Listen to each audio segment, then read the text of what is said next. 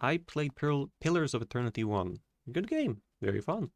Made only because, or made possible because backers backed the game and gave the company money to develop the game. Game made a lot of money. Game was a success. Company decided to make a sequel. Nothing new here. Then company announced that the sequel was going to be better in every aspect.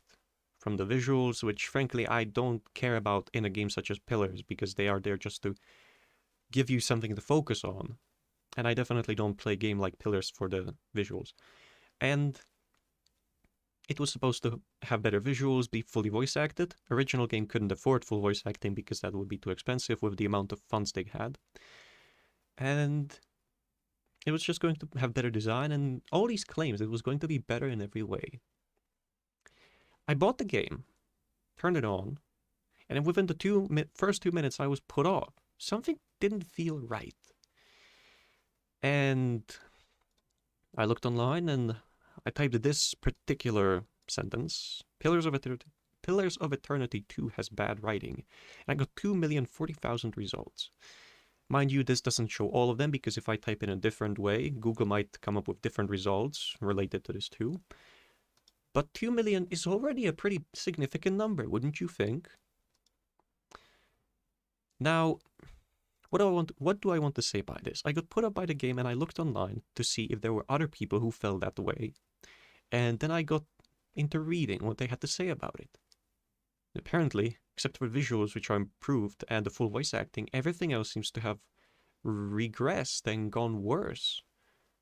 Almost as if they had learned nothing during the first game's development, and I wondered, why is that?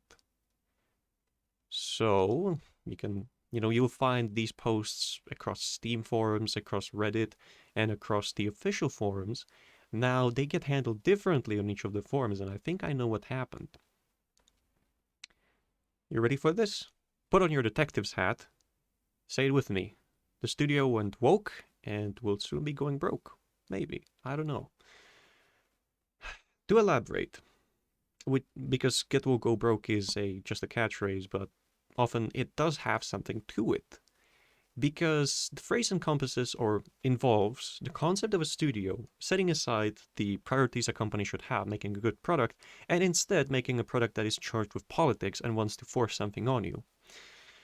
And usually involves a severe decrease in quality. Starting to make sense? Are we getting there? So, on the Steam forums and on Reddit, the things get... On Steam, people argue back and forth. On Reddit, the posts about Pillars 2 having worse writing and generally being a worse game than the first one are getting mostly upvoted, like 60 to 70% upvote to 30% downvotes. And then I looked, and on the official forums, everybody or anybody saying, hey, actually the game isn't all that great, there's politics and whatever, gets nuked into oblivion and marked a troll by moderators, etc.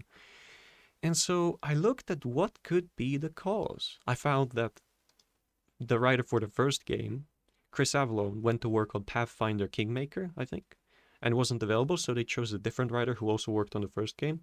And I think this part alone probably is a good sign of what changed with the studio, because she wasn't the sole reason, no. Although she does have some interesting opinions.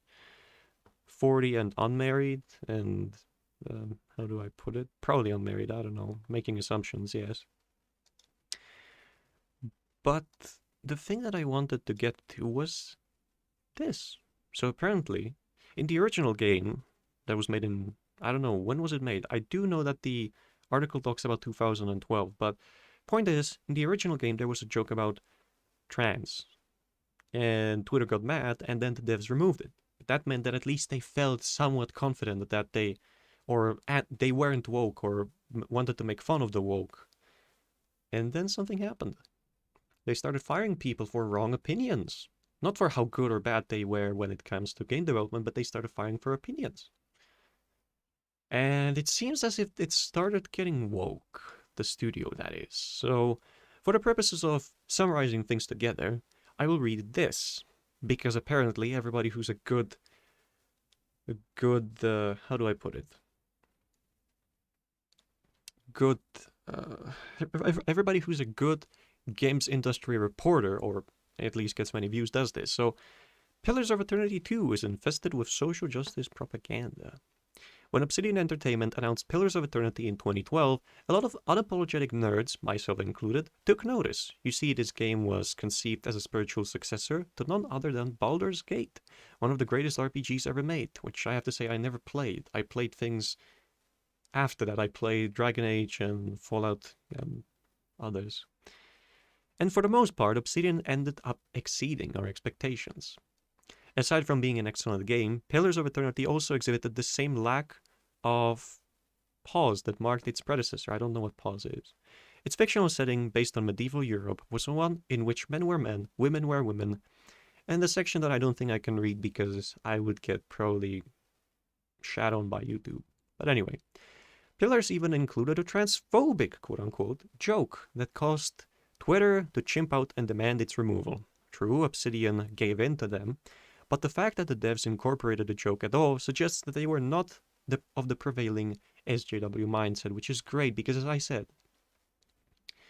and I think it's true that SJWs cannot create. They like to enter something that is already established, destroy it, and replace it with their own take on it. But nobody asked for that. Everybody came in to the franchise or to the something because of what it was in the first place. As I some while ago argued with somebody in a World of Warcraft private server Discord, Witcher Netflix adaptations should have characters that are true to what the book says. Geralt should be white, that person should be white, etc., etc. That's not white supremacy or anything. That's being true to what the original was. And then somebody argued, no, actually, turning this person black and that person gay and this and that is actually proportional because that's how population of this world changed. Does it make sense to you? To me, it doesn't. How is population of this world connected to what's happening in a fantasy series, to a fantasy universe and fantasy book? It's not. But that somebody wants to project their own values because they're not represented enough in this world. In other words, that person is insane, and you'll better be insane too, or you'll be in trouble. So anyway, Obsidian ceded to them, but it was perhaps a shine that they were not. Shine? It was perhaps a show of the fact that they were not of the prevailing SJW mindset. So, when Pillars of Eternity, when Obsidian started working on Pillars of Eternity 2 and announced it in 2016, I happily pre-ordered it. At a time when most new titles seemed to be generic military shooters with multiracial casts, it felt good to hand my hard-earned shekels to a developer that upheld, I don't know if I can say this, but say white culture. I would say maybe generic developer culture, because a generic developer probably would be concerned with making a good game over a piece of propaganda. But anyway, well, Obsidian released Pillars of Eternity 2 this month, and how do I put this? It doesn't compare. I had to look up what paused was. I don't know what the Obsidian devs were drinking between 2016 and 2017, soy lattes and heated plastic cups it seems, but Pillars 2 is the most feminist game I've ever played. It's multiracial too, though that's more understandable given its Caribbean-inspired settings. Yes, of course. That makes sense. Multiracialism isn't bad, multiculturalism neither, but only where it makes sense and where it works, and not shoving it everywhere. But the feminism, wow, that's what stuck with me. I'm not exaggerating when I say that almost every powerful leader in the game is a goddamn woman. Once again, that's not a problem with women as a whole. It's more of a problem with how somebody tries to portray a piece of propaganda as being the reality. Yeah, there are women which are powerful leaders, there are men which are powerful leaders. It's not exclusive to one or the other, but saying everybody, and I mean everybody, in this universe has to be, when it comes to powerful leaders, a woman. And if you disagree, you're a sexist. That's just... That person, that developer, should take a step back and reconsider if they really want to be a developer.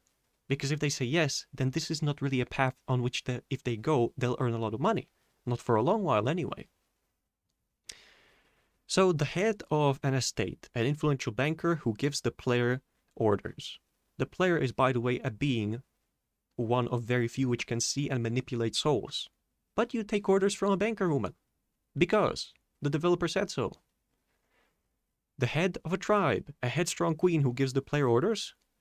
That seems more reasonable because there are tribes which in the past, or were in the past tribes which relied on women as leaders, etc. And they worked for a while, sure. Individual you serve throughout the game, a woman. And she represents a god which is supposed to be genderless. You see a pattern? Because I think I do. And I think that the writer of this article did as well. And at the end of a game, you get a character which I think this person made, could be wrong. And it was in Pillars 1, and it's in Pillars 2 again. And I never liked it because this is the only character throughout the entire game that doesn't click for me, because it has the entire time this condescending behavior, and everybody else is like not worth her time, and like she's also benevolent, and she's also skilled, and somebody's trying to jam all the positive words into a character, and in doing so, where's the negative? The positives start to become the negatives. It's too good. It can't be. Nobody in the game is that perfect. Nobody in the real world is that perfect. So why are you telling me that a person of a different skin color is much better than another? Again, propaganda. Oh, right. And I haven't read more past this point. Let's see. The childless specter of feminism also rears its head in other more unexpected areas.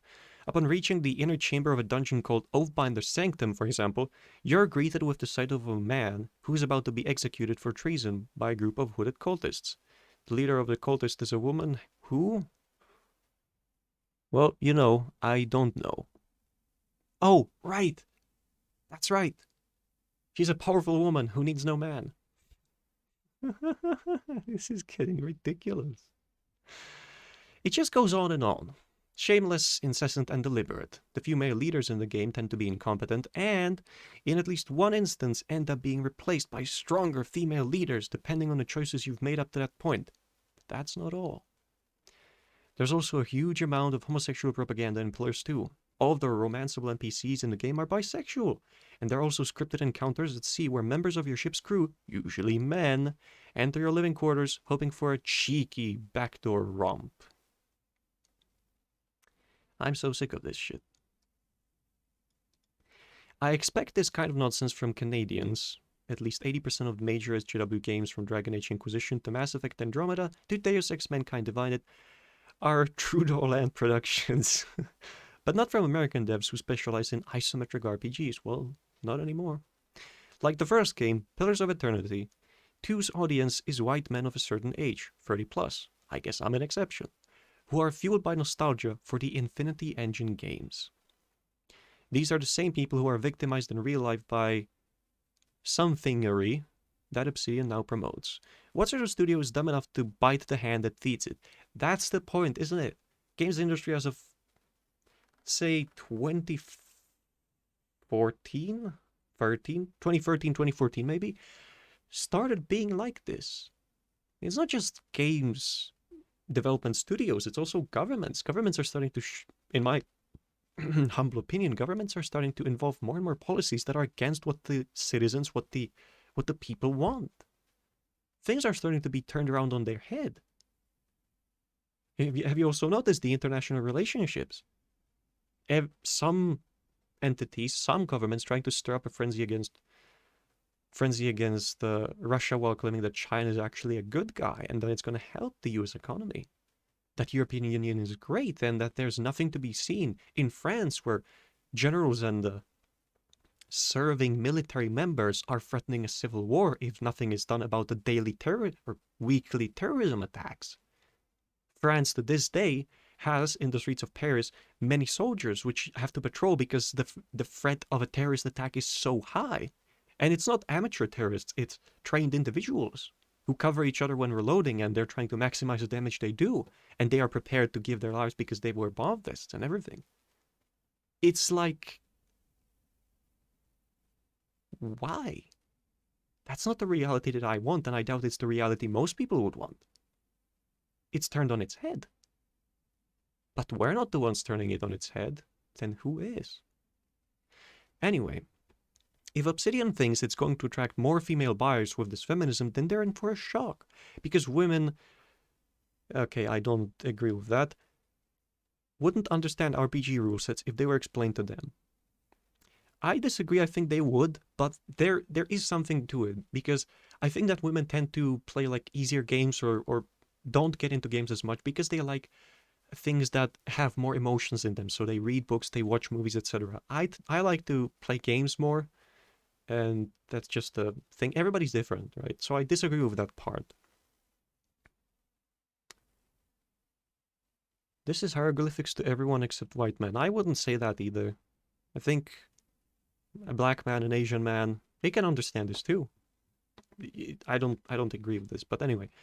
I suspect that the individual who encouraged this descent into SJWism is Carrie Patel. Whoa. The game's lead writer. So yeah, she is the lead writer for the second game. No. I disavow that. Though she was also lead writer on the first game, and that didn't contain this stuff, so I don't know. I don't think she was the lead writer on the first game. She was one of the co-writers uh, alongside Chris Avellone and two other.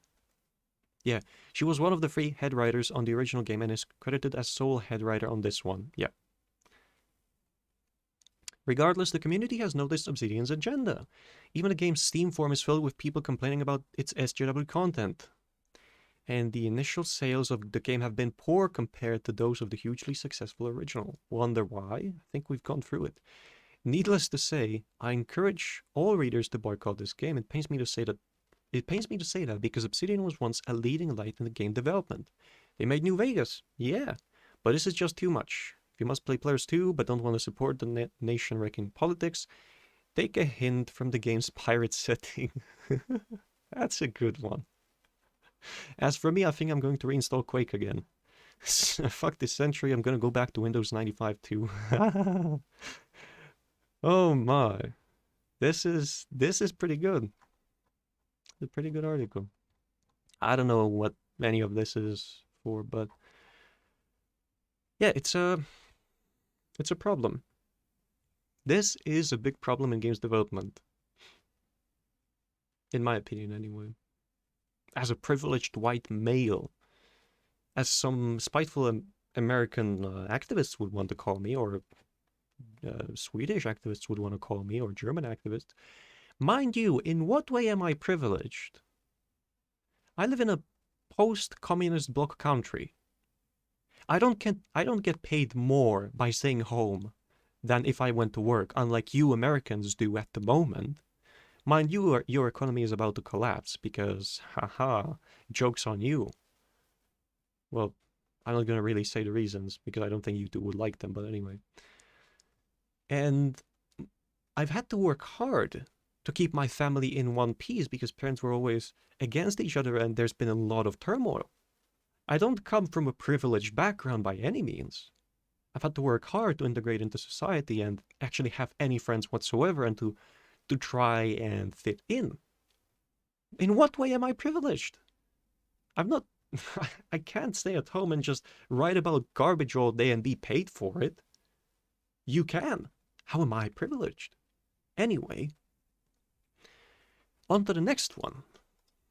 Let's see. Pillars of Eternity to writer on Manchester bombings. You get what you prepare for. End quote. I have no idea what the Manchester bombings were, but I think it happened in the Britain by the name. And this happened during Pillars 2's development. And they basically fired somebody for saying something he believed in. And yeah, saying that a tragedy happened, people died, and the people deserved what they got is not, I think, a good thing at all to say. But the people who are on the quote-unquote opposite side of the aisle also have some interesting opinions, where it's like, she had a segment in here. She had a segment in here where she talked with somebody or retweeted somebody who said that, oh hey, there's probably a TV series or Netflix series, whatever. I don't care. I don't watch TV. where everything's going down, but a white boy comes in and saves the day. Wow. Oof. Oof. How am I ever going to handle it and get through it? It's like, isn't that on the same level of this? Of course, it's not talking about a tragedy, but it's also, talking about a race and talking about something related to it and saying that the race is actually bad. So anyway, this is from the slightly opposite side of the aisle to what I just read, where in here you'll find a condescending behavior and somebody saying it's actually bad. Yeah, I agree that somebody's saying that, it's bad to say that, but it's an opinion.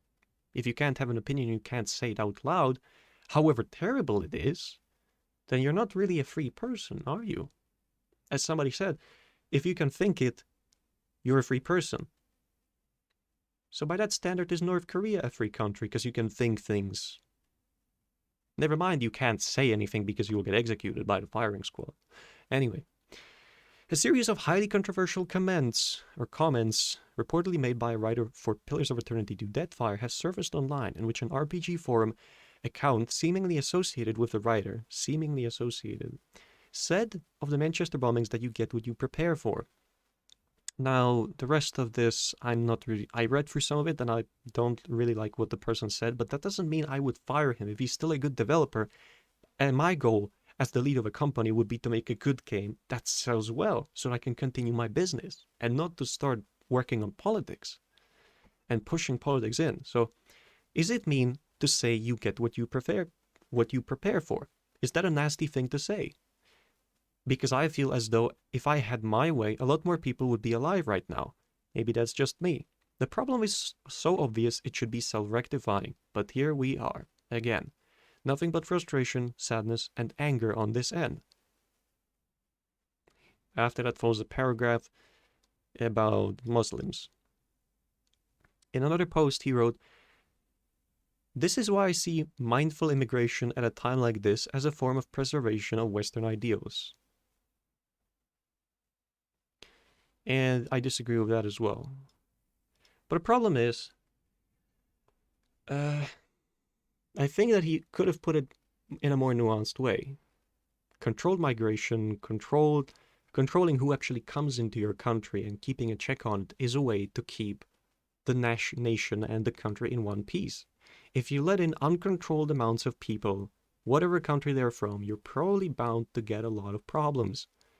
Because I don't think there's like a 50-50 chance that the person is coming in with like out of regular reasons, and then the other 50 is that they're coming in with ill intent.